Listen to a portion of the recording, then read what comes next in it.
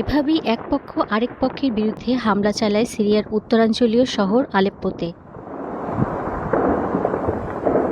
কুর্দি সমর্থিত সশস্ত্র গ্রুপ সিরিয়া ডেমোক্রেটিক ফোর্সেস বা এসডিএফ এর বিরুদ্ধে অভিযান চালায় সিরিয়া সেনাবাহিনী। অভিযোগ, গ্রুপটি সাধারণ মানুষের উপর হামলা চালিয়েছে। এরপর গত ৬ জানুয়ারি সরকারি বাহিনী শুরু করে অভিযান, হামলা চালায় এসডিএফ এর ঘাঁটিগুলোতে। দুপক্ষের প্রবল হামলা, পাল্টা হামলা থেকে বাঁচতে এলাকা ছেড়ে অন্যত্র আশ্রয় নেয় এলাকাবাসীরা। মসজিদ সহ বিভিন্ন স্থানে আশ্রয় নিতে দেখা যায় সাধারণ মানুষকে। সংঘাতের মাত্রা বাড়ায় বেসামরিক নাগরিকদের চলাচল নিয়ন্ত্রণে আলেপ্পো শহরের বিভিন্ন স্থানে কারফিউ জারি করে সিরিয়ান সরকার।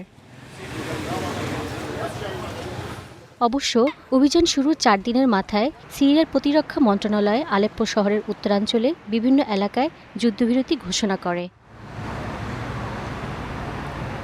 ১৪ বছর ধরে চলা গৃহযুদ্ধে মার্কিন মদতপুষ্ট এসডিএফ সিরিয়ার উত্তর ও উত্তর পূর্বাঞ্চলের বড় একটি অংশ দখল রেখেছে। গেল বছর সিরিয়ার প্রেসিডেন্ট বাশার আল আসাদের পতনের পর অন্তর্বর্তী সরকারের প্রধান আহমেদ আল শারার উদ্যোগ নেন সিরিয়ার বাহিনীর সাথে এসডিএফকে একীভূত করার। কিন্তু সাম্প্রতি যুক্তরাষ্ট্রের মধ্যস্থতায় এ দুপক্ষের মধ্যে আলোচনার কোনো ফল হয়নি। এরপর সাধারণ মানুষের উপর হামলার জেরে শুরু হয় সংঘাত। এই দিকে তুরস্কের বড় বিক্ষোভ হয়েছে এসডিএফের সমর্থনে। শত শত কুর্দি জনগণ নেমে আসে রাস্তায়।